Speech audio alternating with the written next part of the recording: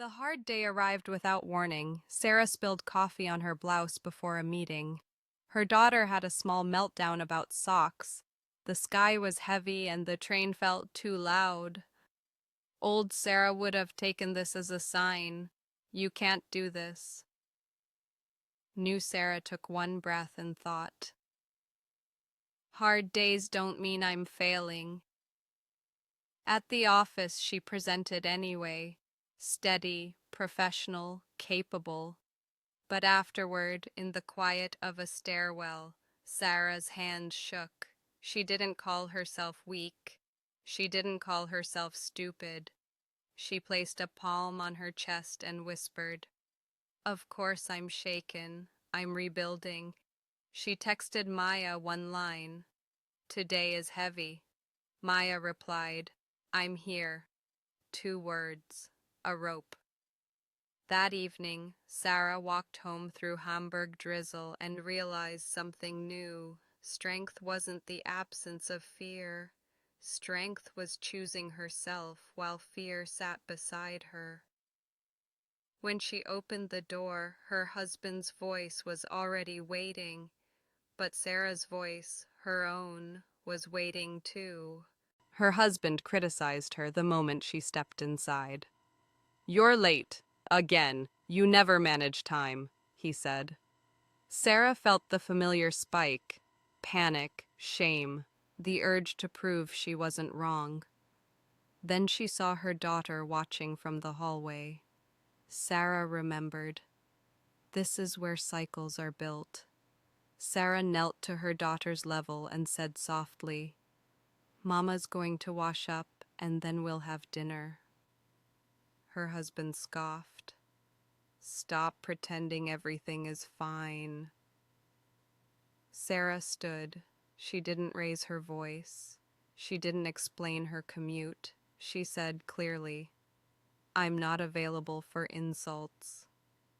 Her husband stared, irritated. "You're so dramatic." Sarah felt her heart pound, but she held her line like a handrail. "I'm not available for insults," she repeated. Then she walked to the kitchen. Her hands trembled as she washed them. Not because she was losing, because she was changing. In the living room, her husband muttered. Sarah didn't chase the mutter. She focused on her daughter's small voice asking, "Can I help set the table?" "Yes," Sarah said, and that yes was a future being built. After bedtime, Sarah sat by the window with her notebook. She didn't write to relive pain. She wrote to stay loyal to truth. She wrote, "Today I felt fear. I held my boundary anyway." She looked at the basil plant and the second little plant beside it. Not perfect, not dramatic, alive. Sarah realized this was her new strength, consistency. Then grief hit her, fast, sharp. Grief for the years, grief for the love she tried to earn. Grief for the version of herself that believed silence was safety. Sarah let the tears come, and when her mind tried to shame her, "Stop crying, be stronger," Sarah responded the way she would respond to her daughter.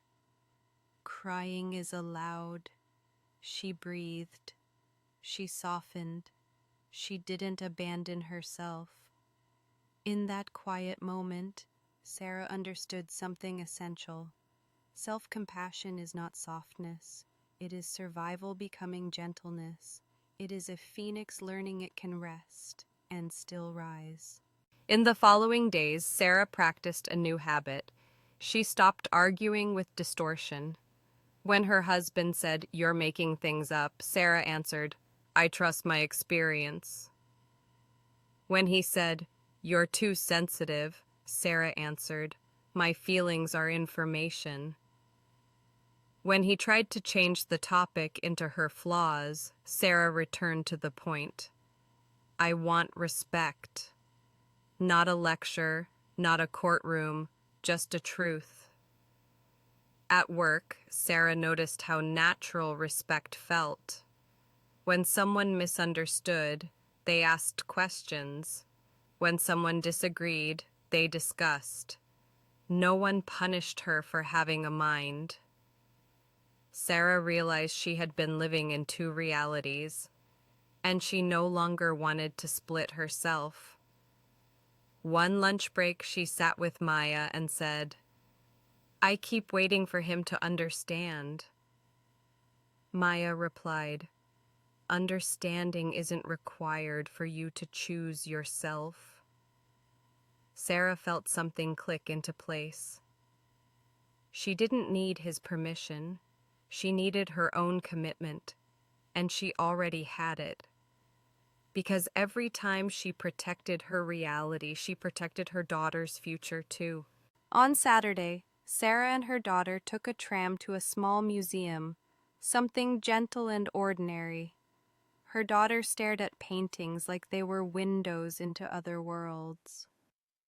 Sara watched her daughter's wonder and thought, "This is what safety makes possible."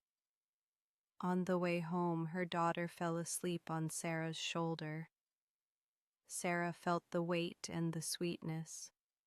She thought about her own childhood, how children learn love not through speeches, but through atmosphere.